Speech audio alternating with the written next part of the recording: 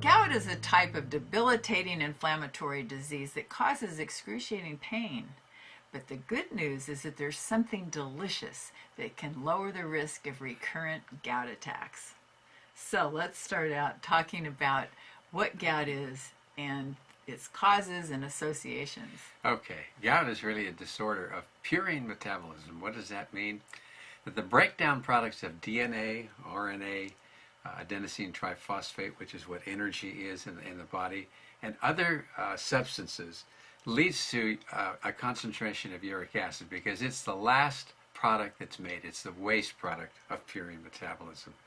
So we have increased amounts of uric acid forming, which can occur if we have the genetic predisposition for gout, but also in situations where we're taking drugs like the thiazide diuretics or loop diuretics. It can raise levels of uric acid a lot. So can things like malignancies, cancers of different kinds, particularly leukemias and lymphomas, because there's a rapid turnover of cells. And what about diabetes and metabolic syndrome? Well, they could be associated with it. I mean, when we talk about fructose, for example, we're looking at an increased production of the amount of uric acid that the body makes, and that can lead to type 2 diabetes and the other conditions you're talking about. And don't many times people, too, that have hypertension have gout? They can. It's a common thing, particularly if they're treated with thiazide diuretics, which is a very common thing that we use for that. So when we have the production of a lot of uric acid, it does a few things to the body. It actually works in 3 areas. One is it tends to crystallize in our joints, especially the joint of the big toe. And if it does that, then we have pain because there's a lot of inflammation, and that's usually how it presents. But it can affect 2 other areas. One is if we have high amounts of uric acid in the urine, because we have high amounts in our serum and we're excreting it. I'll bet you get kidney stones. You got it. You can get kidney stones from it that can be very painful. And the other thing that can happen is you can have the crystallization of uric acid in the kidney itself, causing kidney disease, renal insufficiency, and even renal failure sometimes. So it's a disease of joints, of the urine, which causes uric acid stones, and of the kidney itself. So let's talk about this exciting study with cherries, because diet is very important if a person has gout or the tendency to have recurrent gout attacks. Right. So people that ate cherries, 35% of them, it didn't come back, and 75% it didn't come back if they took it with allopurinol, which is the drug of choice for gout. So basically what we're talking about is an article that was published in the journal Arthritis and Rheumatism. They had 633 patients that they followed for about a year who had gout. And they measured the number of attacks they had, and then they also looked to see if they had consumed any cherry products in the 2 days prior to the time they had an attack. Kind of a nifty way of seeing if the cherries somehow could have had something to do, because we've known for years that there's an association, but here now we have the study.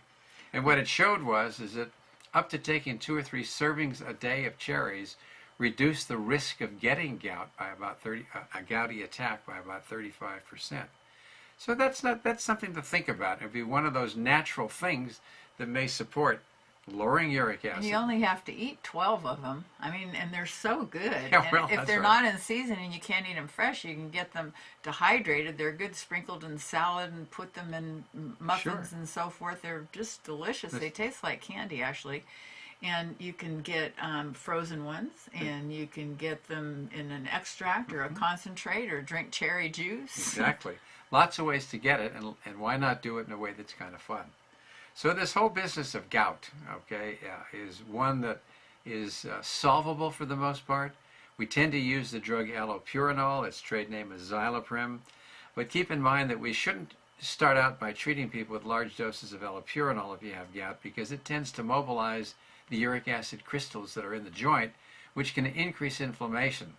So we're inclined to use a drug called colchicine, which can be used to reduce the inflammation, usually within about a 24-hour period, and give pretty good results.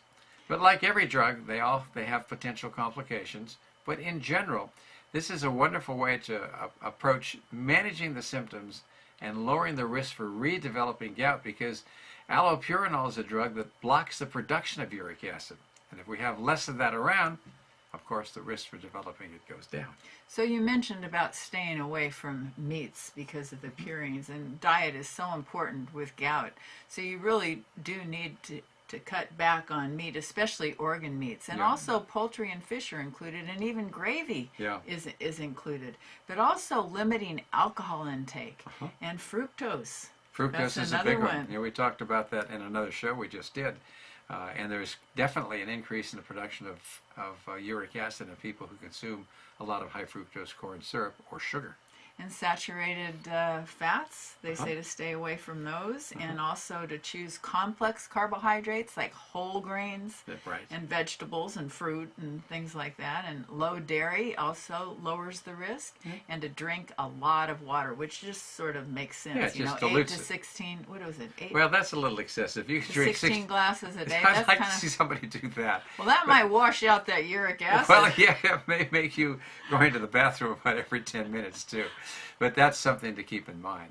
So when we look at the whole business of gout, we want to do the simple things we can that are non-invasive. And taking a few cherries a day, not a bad idea. Of course, you want to make sure that you're going to your doctor and making sure that your uric acid levels are below 6, that you're not putting a lot of uric acid out in your urine, and that you're not having other problems like kidney disease that can form with people who have this gouty arthritic problem.